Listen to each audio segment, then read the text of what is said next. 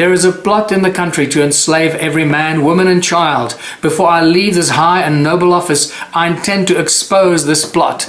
7 days later, he died. The stuff that's going on around us today just doesn't make any sense. And as we go through this presentation, you'll start to realize why it doesn't make any sense, and that all of this is not by accident, that all of this misery and strife in the world today is actually by design.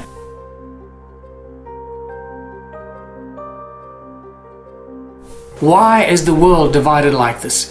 It is not by accident. All of this is by very meticulously planned action. It is all done by design through the control systems that run our world. All you got to do at all times is follow the money. You'll get to the top and discover the Rothschild banking empire and their cronies, the banking families, and what is often referred to as the royal political elite. These families that control the world did not suddenly come into power in the last 100 years. We're talking about thousands of years of royal bloodline control of the world. The Rothschilds and the other banking families pretty much own all the central banks of the world. This is a shock to the system. The central banks of the world, like the Federal Bank of America, the Bank of England, the South African Reserve Bank, the Reserve Bank of Australia, India, Brazil, all the central banks of all the countries of the world do not belong to the people. They are owned private entities that are controlled and owned by the Rothschild banking empire. And they set the norms, the rules, and the financial policies for the countries. And they lend money to the countries, the governments and the presidents and the prime ministers and the ruling parties of the different countries. And this is why we are constantly trapped in a cycle of debt, because the banks that print our money do not belong to its people.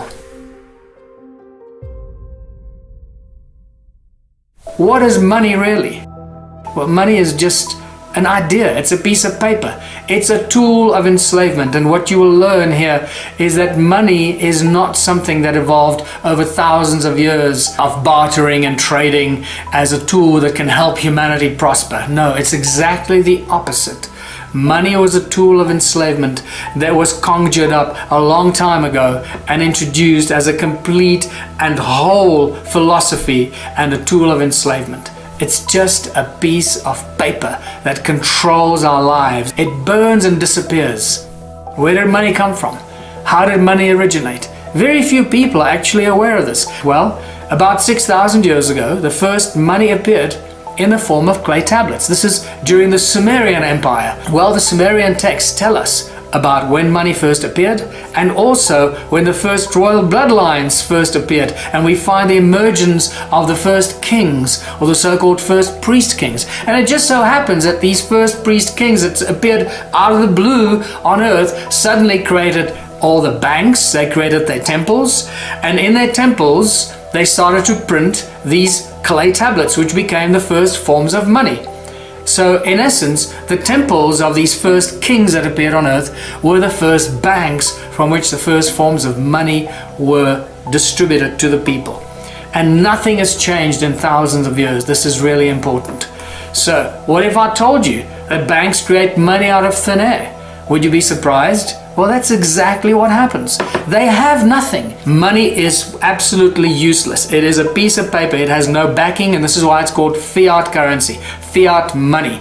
It means nothing. It is valueless. It has no value. The only reason it has value is because we, the people, think it has value, and it's given to us as a piece of paper that has some sort of value, and we trade it and use it and go around and kill each other for it and rob banks for it and go to jail for it and do... It controls our lives from the first moment we are born to the last moment as we die. Money controls our lives. Many famous people and smart people and businessmen of the past have been aware of this for a long time.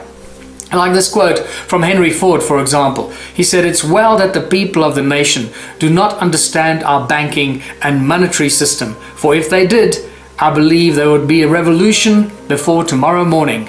Henry Ford. Many people, many great leaders of the past have resisted money, have resisted the bankers. JFK tried to break America free from the Federal Reserve Bank stranglehold on the people of the United States. This is a quote 7 days from before he died. He says, "There is a plot in the country to enslave every man, woman and child. Before I leave this high and noble office, I intend to expose this plot." 7 days later, he died. What you need to know is JFK actually started to print what became known as the American or the United States note, which is not printed by the Federal Reserve Bank, and therefore taking the control away from the Fed. As soon as they assassinated him in Dallas in 1963, within 2 weeks or so, the Fed started to print the American money again, taking that control back. And this happened also with Abraham Lincoln, who 100 years before that started to print the greenback in the United States, making the American people free of all debt. And the greenback was printed by the government. It didn't belong to the Federal Bank of the Rothschild Empire. This was obviously not liked, and they lost control. This is why they shot him and got rid of him, because he didn't play their game. Who controls our governments? Who controls the bankers? Who controls what's going on here? Many people around the world call these the puppet masters. We don't know who they are because they don't want us to know who they are. Quote from Mayer Amschel Rothschild, the founding father of the Rothschild Empire in the 1700s. He says, "Let me issue and control a nation's money, and I care not who writes the laws." And that's exactly what has become of the world and our countries. Because through the banking institutions, they control everything. Think about how money and the bankers control all the education systems, the research laboratories, how they control industry, the large corporations. Everything imaginable ultimately goes back to those who control the money. Follow the money and you'll see the root of evil and the root of control as it unfolds around us. Who controls the corporations? Once again, follow the money. Always leads back to the Rothschilds' banking empire. But unfortunately, in our legal systems, corporations have more rights than living, breathing human beings. Think about that. This is unimaginable that something like this could even happen. Many people are shocked when they find out that every country in the world is registered as a corporation. And it's not just countries.